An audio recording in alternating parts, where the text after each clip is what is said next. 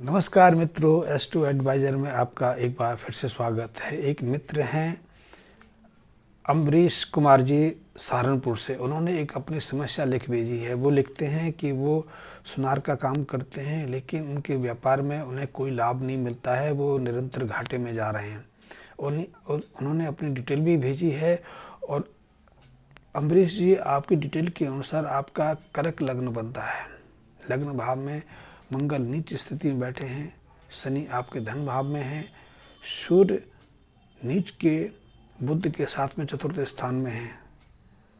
मंगल यद्यपि आपकी जन्म कुंडली में उच्च के हैं, लाभ भाव में हैं, वो लाभ दे सकते थे क्योंकि वो लग्नेश भी हैं।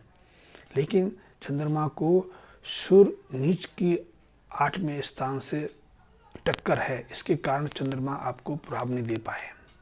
और इसी के कारण हो सकता है कि आपको अपने व्यापार में जिस कीर्ति भी नहीं मिली, आपने लंबा संघर्ष किया, आपने लंबे समय तक अपने व्यापार को चलाने का प्रयास किया, लेकिन आपको पूरी तरह सफलता नहीं मिल पाई। इतना ही नहीं, 2010 से आपको बृहस्पति की महादशा में चंद्रमा की अंतर्दशा और अभी वर्तमान में सूर्य की प्रतंत्र दशा है।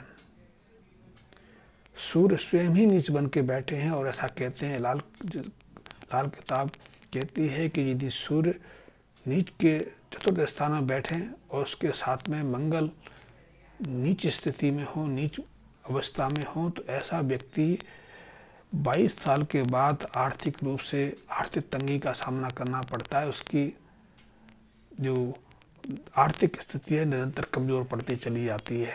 इस आर्थिक स्थिति का उसके मन पर, उसके परिवार पर भी बहुत गहरा प्रभाव पड़ता है। और ऐसी स्थिति में कई बार तो उसे अपने घर की कई चीज़ें, यहाँ तक कि ज़मीन तक बेचनी या गिरवी रखनी पड़ती है।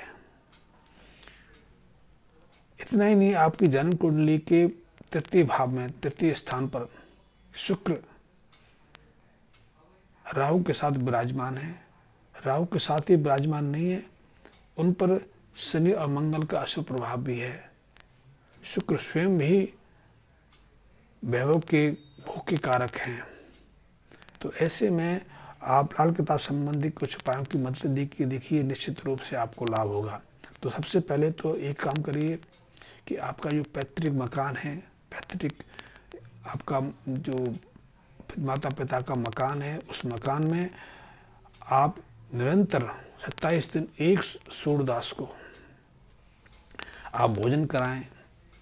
वैसे 27 सूरदासों को एक दिन भी भोजन कराया जा सकता है, लेकिन लाल किताब कहती है कि अपने पैतृक मकान में आपको एक सूरदास को निरंतर 27 दिन तक भोजन कराना चाहिए। और ये उपाय लगातार 3 साल 27 दिन के बाद दोहराते रहना चाहिए। इससे जन्म कुंडली की जो अशुभ नीचता के जो ग्रह हैं उनका प्रभाव समाप्त हो जाता है, व्यापार में वृद्धि होती है।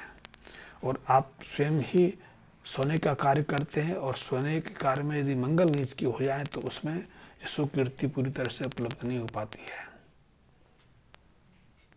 तो सबसे पहले तो आप ये करके देखें। दूसरा, सूर्य संबंधी एक उपाय और करके देखें। इसके अंतर्गत आप रविवार के दिन बंदरों को, यदि लाल मुंह वाले बंदर आपके आसपास हों, वैसे सहारनपुर और हरिद्वार के आसपास तो बंदरों का बहुत ज़्यादा प्रकोप रहता है, तो यदि आप सहजता से उपाय कर सकें तो ऐसे में लाल मुंह के बंदरों को आप नियमित रूप से गाजर खिलाएं। अभी तो सर्दी का मौसम है, गाजर सहजता से उपलब्ध है। वैसे आप कृत्रिम रूप से भी पूरे साल ही गाजर उपलब्ध होने लगेंगे, लेकिन अभी यदि कर लेंगे तो ये उपाय आपके लिए बहुत अनुकूल, बहुत प्रभावी साबित होगा। आपकी समस्या का निराकरण इसी उपाय मात्र से संभव हो जाएगा। जब ये उपाय हो जाए तो उसके बाद आपको 43 सप्ताह में एक बार तांबे का बर्तन लेना है। उसमें मूंग की दाल भरनी है छिलके सहित। मूंग की दाल की मात्रा कम से कम 4-5 किलो के आसपास हो। फिर उसके तांबे का ढक्कन लगा के उसको पीतल का या कली का टाका लगवा के उसको सप्ताह में एक बार 27 दिन लगातार, 27 सप्ताह लगातार जल प्रभावित करना है।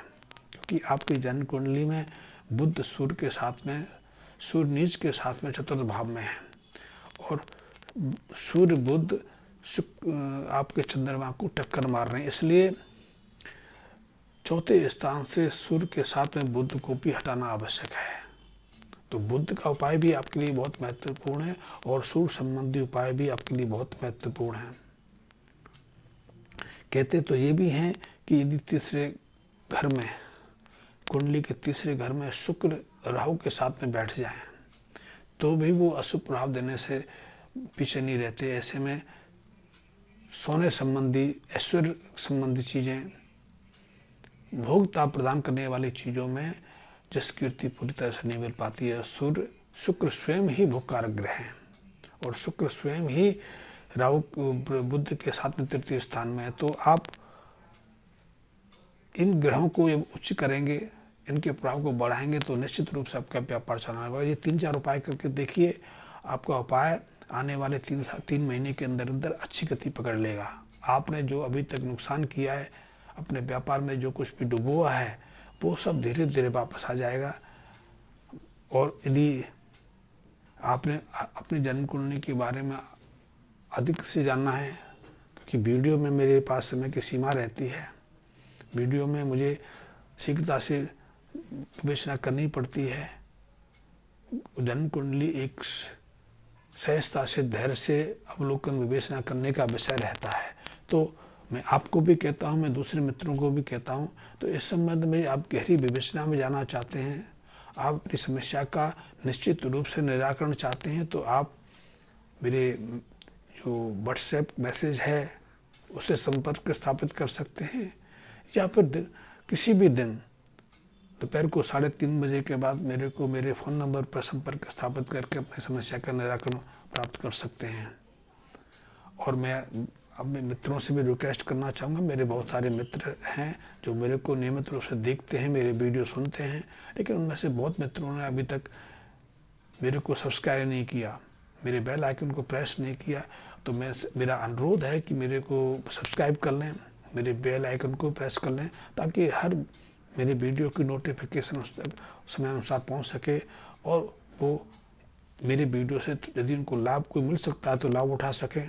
वैसे आपके संपर्क में यदि कोई मित्र ऐसे हैं जो समस्याओं से जूझ रहे हैं, उनको अपने जीवन में कुछ समझ नहीं आ रहा है और वो ज्योतिष से निराकरण चाहते हैं, ज्योतिष की मदद लेना चाहते हैं, ये लाल किताब के बारे में अतिरिक्त जानकारी चाहते हैं, तो ऐसे मित्रों तक भी मेरे वीडियो को शेयर करेंगे तो उनको भी लाभ होगा और मुझे प्रोत्साहन मिलेगा, मुझे थोड़ा आपकी मदद मिलेगी कि मुझे देखने वाले ज़्यादा होते हैं तो उत्साह पैदा होता है।